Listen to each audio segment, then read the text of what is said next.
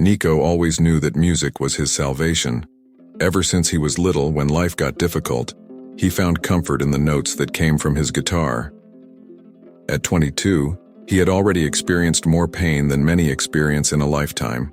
The recent loss of his mother, his only family, left an unbearable void that not even music could completely fill. Nico lived in New York, a city full of dreams and also relentless challenges. Without the resources to pay rent after his mother's death, he found himself with no choice but to play on the streets. During the day, he wandered around the city, looking for the best spots to perform, carrying his guitar in a small wooden box that he used to collect coins. Despite the difficulties, Nico never stopped playing. His music was his connection to his mother, who had always supported him, even in the most difficult times. When he played, he felt like she was still with him, listening, smiling, proud. But lately, music was also becoming his only form of survival. On a cold October afternoon, Nico found a new spot to play near a busy subway station. He positioned himself, took a deep breath, and began strumming the strings of his guitar. People hurried past as usual, but little by little, a small crowd began to form around him. Nico's music had something special that day, something that made people stop and listen. He closed his eyes and lost himself in the melody, playing a song he had composed shortly after losing his mother. The music was sad, but there was also a soft hope in every note. When the song ended, Nico opened his eyes and was surprised to see the amount of people around him. Everyone was silent, as if they were still caught up in the magic of his music. Among the crowd, a middle-aged man in a well-tailored suit approached Nico. He waited for the crowd to begin to disperse before addressing the young musician. "You have talent, boy," said the man with a slight smile. "My name is Richard Moore. I'm a music producer and I think we can work together." Nico was surprised. He had heard stories of street musicians being discovered, but never imagined this could happen to him. Richard handed him a card and suggested they meet the next day to discuss details.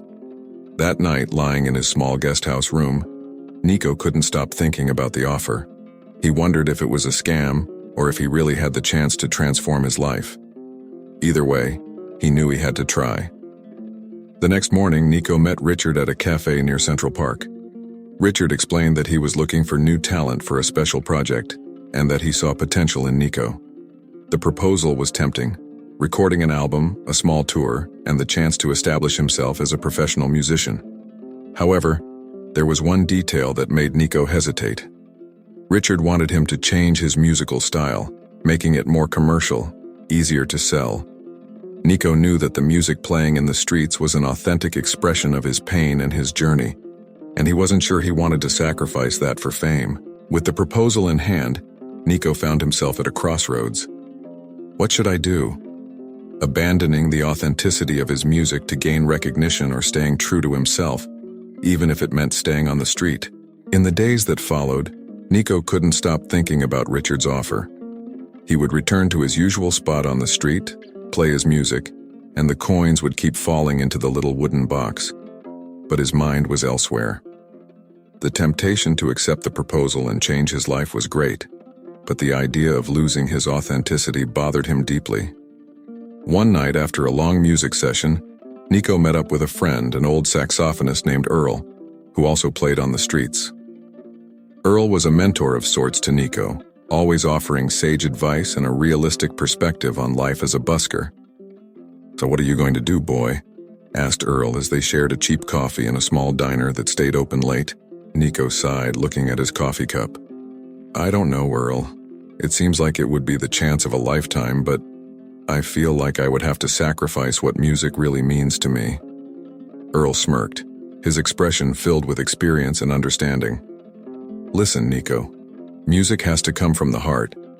If you start playing it just to please others, you'll lose what makes it special. But at the same time, you have to think about how you want to live your life. You can compromise without losing your soul, as long as you don't forget why you started playing in the first place." Those words stayed with Nico. He knew Earl was right, but that didn't make the decision any easier. The days passed and Nico continued to play in the streets, with Richard's letter weighing in his pocket as a constant reminder of the choice he needed to make. Then one night, while playing at his usual spot, Nico saw someone he didn't expect.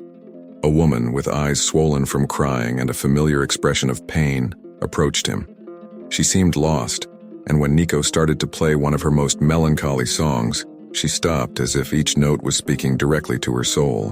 When he finished, she approached and with a choked voice said, "Thanks, I was about to do something stupid, but your music brought me back.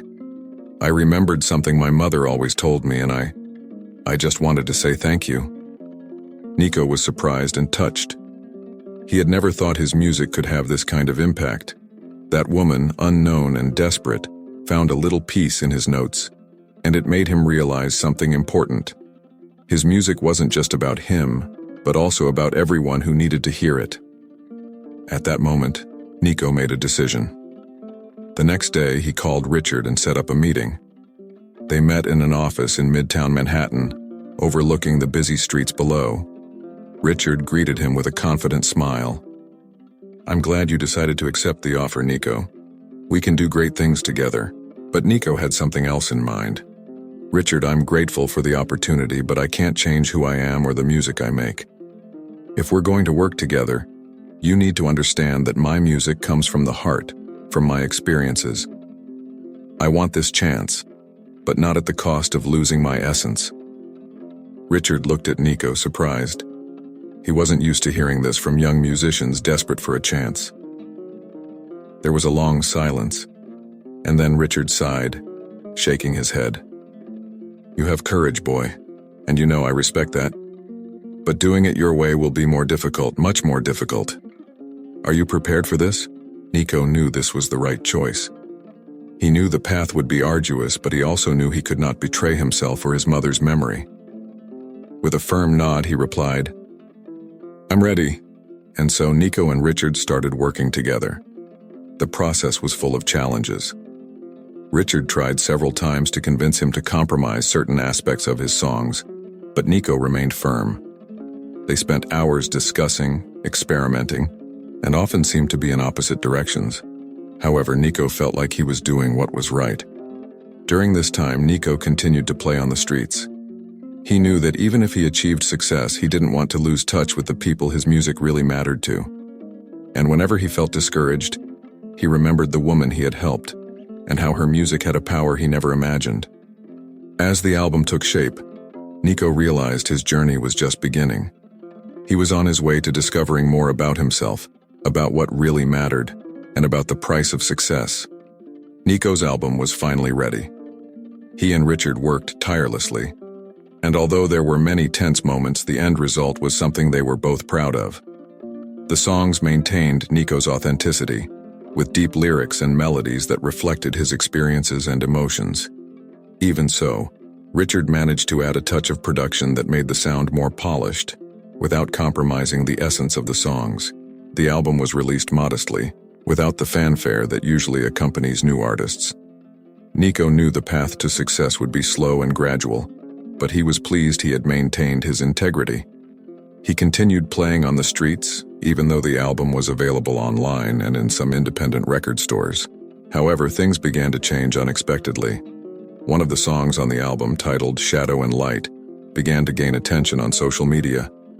An amateur video of Nico playing the song on a busy New York street went viral, reaching millions of views in just a few days.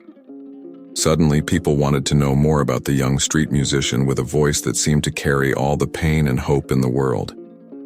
The media started to take an interest in him. Nico has been invited to radio shows, music blog interviews, and even an appearance on a popular late-night talk show. Sales of the album soared, and Nico began to attract attention from larger record labels, who were now interested in working with him.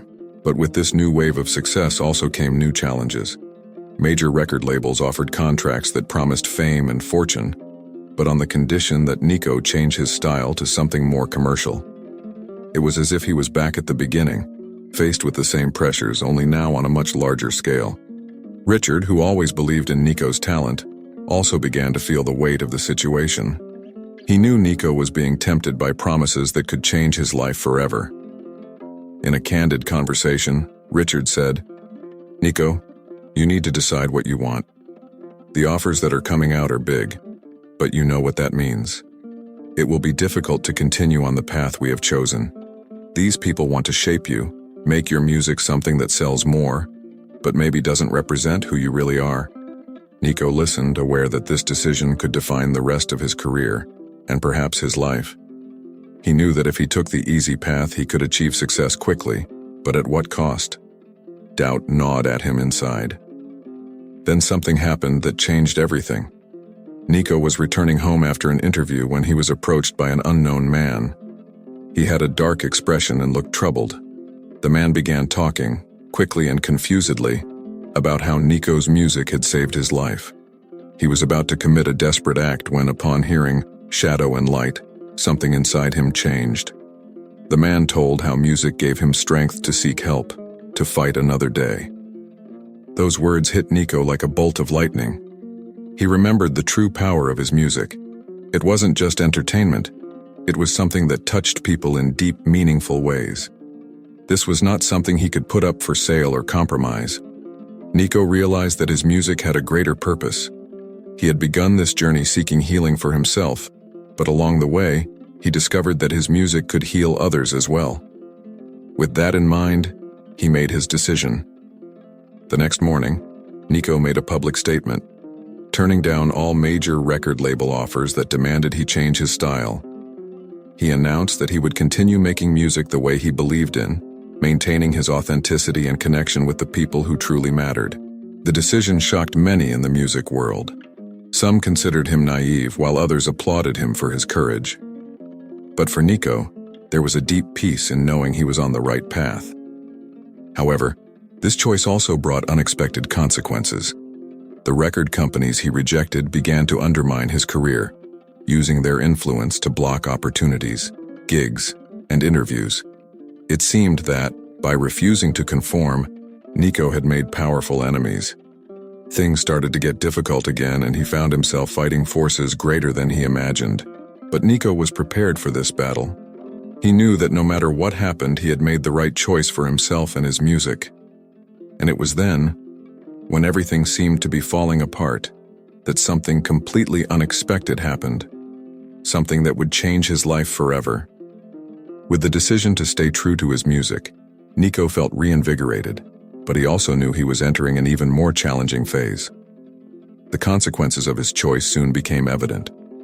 Invitations to television shows stopped, his music was removed from major playlists, and he found that doors that were once open were quickly closing. But Nico refused to give up. He returned to the streets where it all began, playing to small crowds who still recognized his talent.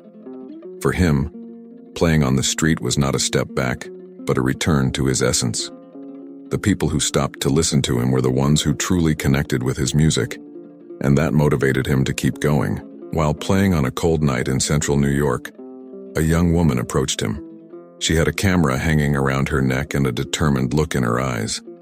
After listening to him for a while, she introduced herself as Emily, an independent documentary filmmaker. "I'm doing a project about street musicians and their stories. The way you play, there's something special. Would you like to participate in my documentary?" she asked with a warm smile. Nico hesitated for a moment, but something in Emily's manner made him believe that this could be a different opportunity, a chance to show the world who he really was, without the constraints of a major record label. He accepted the invitation, and the two began working together. Emily followed him for weeks, capturing his street performances, his interactions with others, and his reflections on life and music. She not only filmed, but also listened, understanding the pain and joy that Nico expressed in his songs. Little by little, the documentary became something much deeper than just a story about a street musician. It became an intimate portrait of a soul that refused to be shaped by the world around it.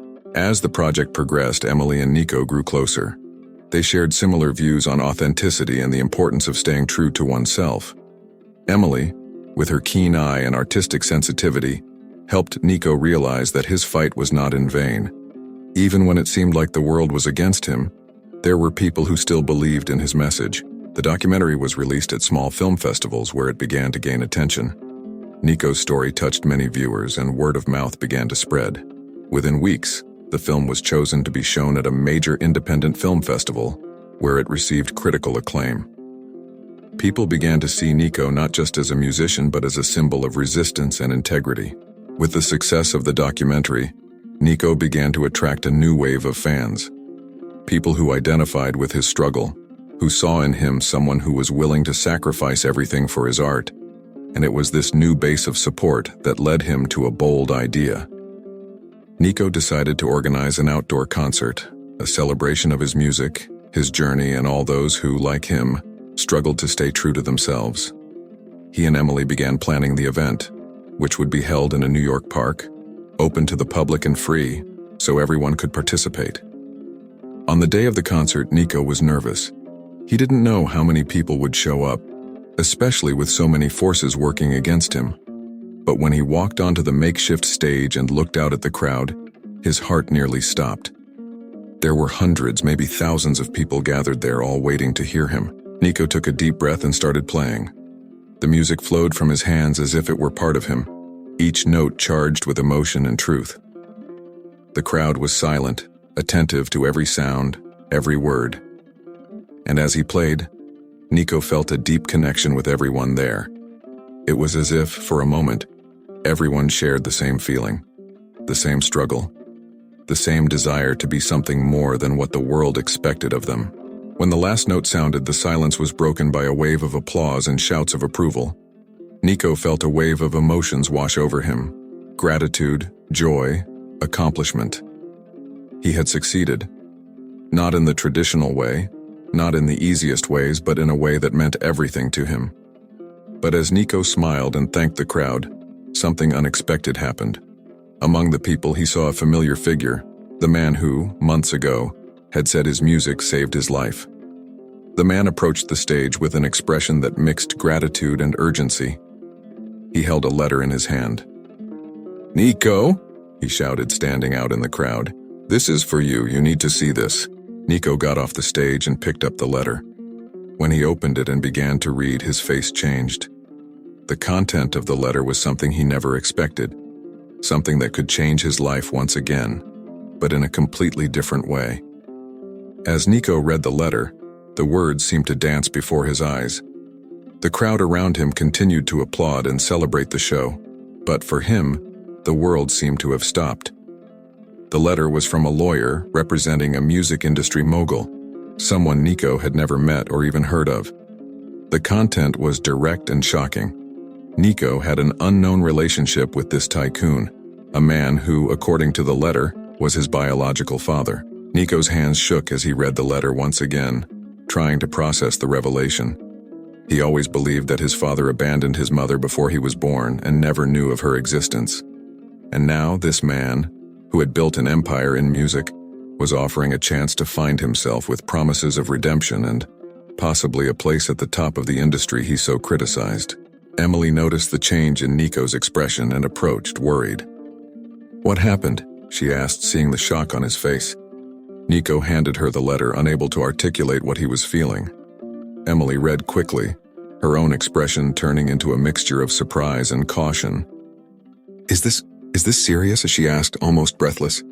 Nico could only nod. His mind was a storm of contradictory emotions. The possibility of finally meeting the man who gave him life. The confusion of knowing he was involved in the industry Nico had always tried to avoid, and the fear that this revelation could threaten everything he had ever known. He had conquered. In the following days, Nico entered a whirlwind of thoughts. He tried to focus on the music, on the people who supported his journey, but the letter continued to haunt him. Finally, after much thought, he decided to accept the meeting. He needed answers. He needed to understand why this man had come to him after so long and what he really wanted. The meeting was arranged at one of the tycoon's mansions located in the Hamptons. When Nico arrived, he felt out of place, as if he were entering a world that wasn't his own. The luxury, the opulence, the distance from everything he knew and valued was overwhelming. The man who greeted him was exactly as Nico imagined, sophisticated, with an imposing presence and a look that revealed little about his emotions. He introduced himself as Alexander Hayes, a name Nico immediately recognized as one of the biggest names in the music industry. The shock of knowing that this was his biological father still reverberated inside him. "Nico, thank you for coming," Alexander began in a calm and controlled voice. "I know this must come as a shock to you. For me, it is too. But I want you to know that if I'm here, it's because I want to correct the mistakes of the past." Nico felt a mixture of anger and curiosity. "And why only now? Where have you been all my life?" he asked, trying to remain calm. Alexander sighed, looking at the floor for a moment before looking at Nico again. "Your mother never told me about you. I didn't know I had a son until recently. When I found out, I looked you up and found out about your career, your struggles, and how you refused to take the easy way out. And that made me want to meet him." Nico felt the words hit a sensitive spot. He always had doubts about his father, and his absence was one of the deepest wounds of his life. Now hearing that this man was trying to redeem himself in some way made him even more confused. "And what do you want from me now?" asked Nico cautiously. Alexander walked over, placing a hand on Nico's shoulder. "I want nothing more than a chance to be your father, to support you. I know it seems late, and maybe it is. But if there's a way for us to reconnect, for me to help you reach your true potential without compromising who you are, I want to try it. Besides, I'm getting older and I don't want to leave this world without making peace with my only son." Nico felt a wave of conflicting emotions. There was a part of him that wanted to reject Alexander, that wanted to move forward and never look back. But there was also the child inside him, the one who always wondered why his father had abandoned him, who wanted an answer, a connection, however late. The decision Nico faced was monumental. He could accept this new reality and explore what it meant to have a father, someone who could open unimaginable doors for him in the world of music. Or he could refuse and continue on the path he had chosen, maintaining his independence and authenticity, but perhaps missing a unique chance to heal a deep wound. At the end of the meeting, Alexander handed Nico a key, which he said was to an isolated cabin in the mountains, where he used to go to escape the world. He suggested that Nico spend time there, reflecting on his life and what he really wanted for the future. It was a symbolic gift, an offering of peace and time to think. "It's your decision, Nico," said Alexander while Nico held the key tightly. "I'll be here waiting. Whatever you choose, I want you to know that I'm ready to be a part of your life if you let me." Nico left the mansion feeling more lost than ever. The key in his hand felt like it weighed a ton, carrying the weight of a decision that could change his life forever. He knew that whatever path he chose, there would be no turning back. Nico spent the next few days in a state of deep introspection.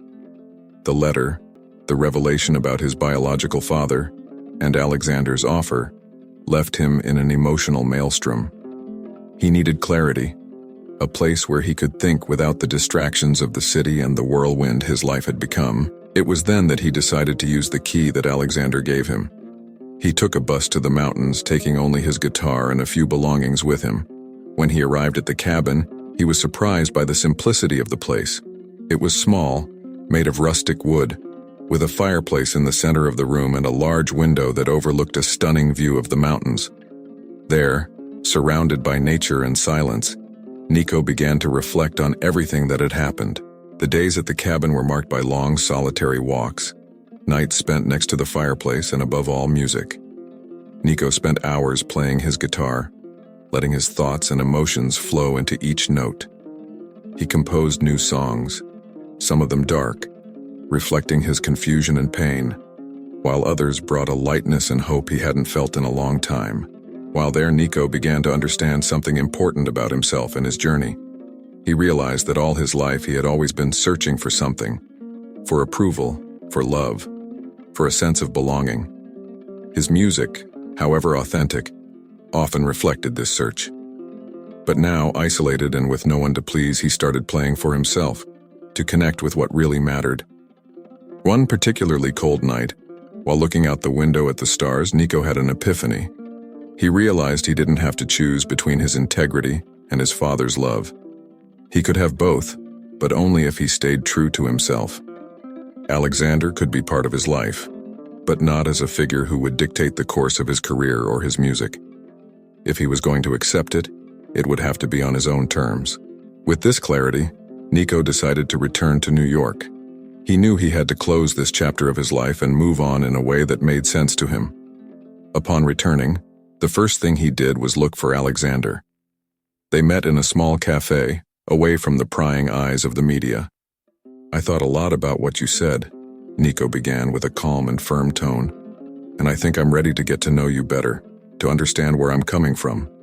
But I need you to understand that my music is mine. She is everything I am, and I can't, and don't want to, change that for anything." Alexander looked at Nico with a mix of pride and sadness in his eyes. "I understand, Nico, and I respect that. I just want you to know that I'm here for whatever you need. Maybe I wasn't the father you deserved, but I'm willing to try if you give me the chance." Nico smiled, feeling a weight lift off his shoulders. He knew that the relationship with Alexander would be complicated, full of ups and downs, but he was willing to give it a chance. Not because he needed a father, but because he wanted to find peace with his past and build something new, something that made sense for both of them. The months that followed were a time of reconstruction for Nico. He continued to play his music on the streets, but also began performing in small clubs and independent festivals, maintaining his connection with the people who had supported him from the beginning. Emily's documentary gained more recognition, and she and Nico began working together on new projects, exploring the intersection of music and film. And as for Alexander, he stayed in the background, respecting the limits Nico established. He offered financial support for new projects, but never interfered with Nico's music. Little by little, they began to build a relationship, not based on expectations or obligations, but on mutual respect and acceptance of who they were. Nico's success continued to grow, but in ways he had never anticipated. He was not a conventional pop star, but someone who people respected for his authenticity and his ability to touch souls with his songs. He found his place in the world, not because he took the easy path, but because he had the courage to follow his own path. In the end, Nico not only found peace with his past, but also discovered that true success lies not in how many people know you, but in how many you can touch with your art. And that to him was more valuable than any fame or fortune. As he finished playing one of his new songs at an intimate show at a New York club, Nico looked out at the small crowd and realized he had made peace with himself and his journey. The future was still uncertain, but he knew he was ready to face it, with his music as his guide and the certainty that no matter what happened, he would always be true to himself. A few years have passed since Nico made his choice to follow his own path, balancing his integrity with his desire to understand his past. Life changed in ways he could never have predicted. Nico is now a respected figure on the independent music scene. He has released several albums, all of which have been well received by critics and fans who value his honesty and the emotional depth of his songs. He still plays in small clubs and occasionally on the streets of New York, never forgetting his roots and what got him there. Alexander, his father, became a silent support, always present at his performances but maintaining the distance Nico needed. They developed a peculiar relationship based on mutual understanding and a desire to do what was right, even if most of the time it was a slow and nuanced process. Emily continued to be a constant presence in Nico's life. The documentary she made about him was a success and ended up being nominated for awards at film festivals. Together, they began work on a second project, this time exploring the stories of other independent musicians, giving voice to those who, like Nico, choose the road less traveled. One cold autumn morning, Nico found himself back at the cabin in the mountains, where everything became clear to him. Sitting on the porch, with his guitar in his hands, he watched the leaves falling gently in the wind. There, away from the noise of the city and the expectations of the world, he felt at peace. His songs were not just melodies, but chapters of his life, and he knew that no matter where the future took him, he would always find a way to turn his experiences into music.